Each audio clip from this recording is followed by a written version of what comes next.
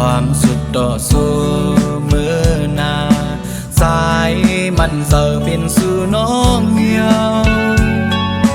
สายหักสู่น้องก็เลี้ยวเนื้อเมืองคงกลางลงในยุ่มเอาเลยหากวยยุ่มเอาข้อความสู่ลัดมานั้นสิน้อ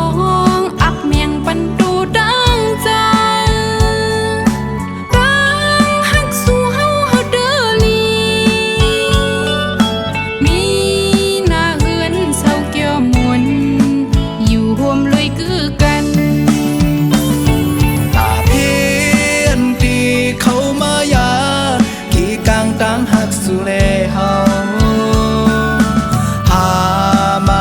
กันให้แก่เขทิ้งมือยามนั่งเสือน้องเป็นไฟนั้นสายเฮ็ดเป็นน้ำเย็นเสาหดเฮเย็นเสาอำปัน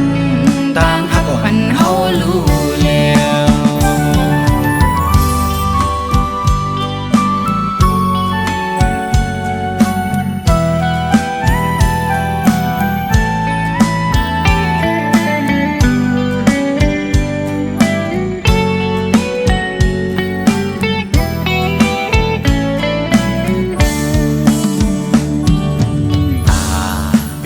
ความสุดต่อสู้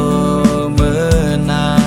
สายมันเสิร์เป็นสู่น้องเหี่ยวสายหักสู่น้องก็เลี้ยวเนื้อเมืองคงกลางลงในยุ่มเอาเลยหากวยยุ่มเอาข้อความสู่ลัดมานั้นน้องอักเมียงปันดูดังใจรังหักสู่เฮาเด้อลี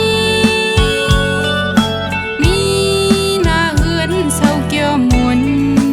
อยู่ห่วมเลยคือกันรับพี่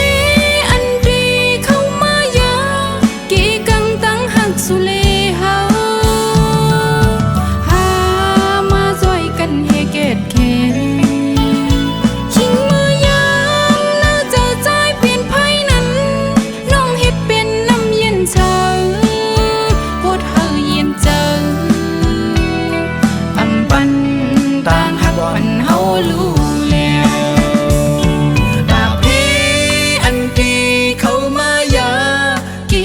ตั้งหักสู่เลเฮา